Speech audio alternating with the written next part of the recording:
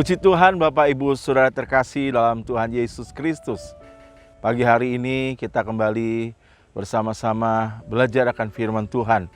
Firman Tuhan pagi hari ini kita melihat dalam Injil Lukas pasal 24 ayat yang ke-33.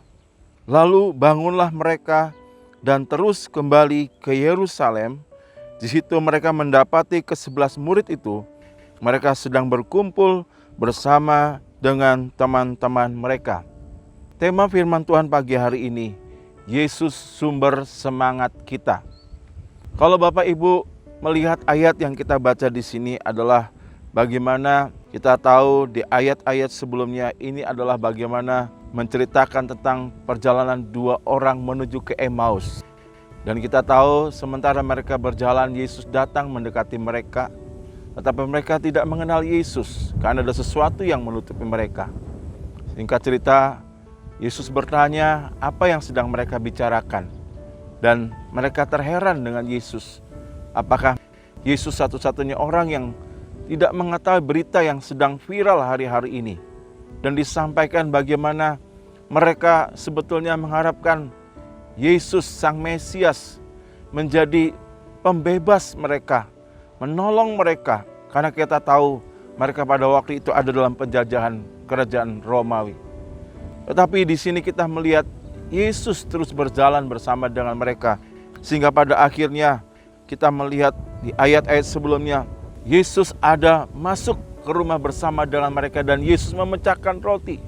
Dan ketika Yesus memecahkan roti, disitulah mereka sadar dan mereka mulai mengenal Yesus. Dengan peristiwa ini, Bapak Ibu, menarik sekali. Yang tadinya mereka berjalan di dalam keputusasaan. Dan firman Tuhan katakan ketika Yesus berkata, ya apa yang sedang mereka bicarakan? Firman Tuhan katakan mereka dengan muka yang sedih, muka yang muram menceritakan apa yang sedang terjadi. Seolah-olah mereka putus asa. Seolah-olah mereka kehilangan pengharapan. Mereka kehilangan semangat dalam hidup mereka. Karena apa? Karena Sang Mesias yang mereka harapkan menjadi pembebas telah mati disalibkan.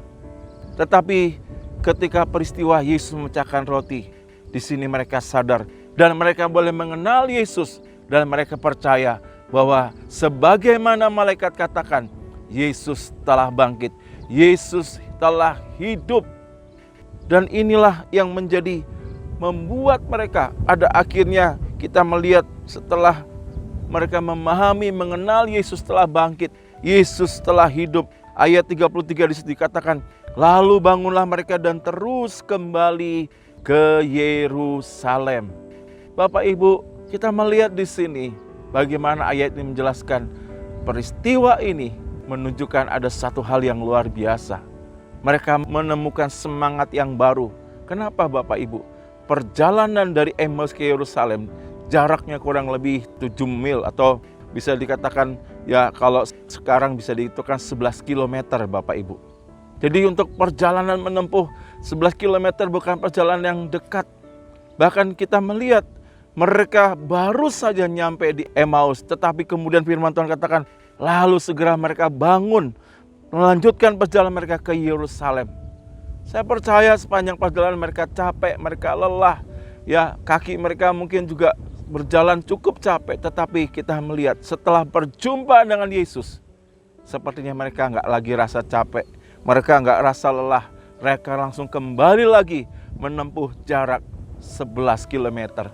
Jadi kurang lebih pada hari itu mereka menempuh jarak 22 km, cukup jauh Bapak Ibu. Tetapi menarik sekali di sini kita lihat mereka menemukan Yesus sebagai sumber semangat dalam hidup mereka, sehingga apapun yang mereka hadapi sekalipun dalam perjalanan malam waktu itu, bukan hanya rasa pegal, bukan hanya rasa capek, tapi bahaya yang mengancam tidak membuat mereka takut. Karena apa? Mereka begitu bersemangat karena mereka sudah bertemu dengan Yesus dan mereka melihat Yesus telah hidup, Yesus telah bangkit. Bapak Ibu, di sini kita melihat Yesus adalah sumber semangat bagi Kleopas dan rekannya. Sehingga sekali lagi dia kembali ke Yerusalem.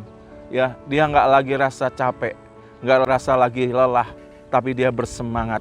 Dan dari sini kita belajar ketika kita punya semangat Bapak Ibu, seperti Amsal 18 ayat 14, orang yang bersemangat dapat menanggung penderitaannya, tapi siapa akan memulihkan semangat yang patah?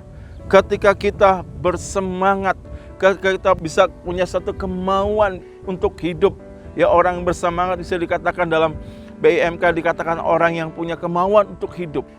Apapun tantangannya, apapun hambatannya, dia tetap semangat. Dia tetap mau menghadapinya. Dan lebih dari semuanya kita belajar di sini. Apa yang membuat murid-murid ini bersemangat? Karena mereka berjumpa dengan Yesus. Karena mereka telah melihat Yesus telah bangkit. Yesus telah hidup. Dan hari ini juga apa yang membuat kita bersemangat adalah kita percaya Allah ada di tengah-tengah kita, adalah Allah yang hidup. Allah yang menyertai Musa, Allah yang menyertai Yosua. Dalam Yosua 3 ayat 10 juga bagaimana Allah menyemangati Yosua untuk kuat, ya, memimpin bangsa Israel.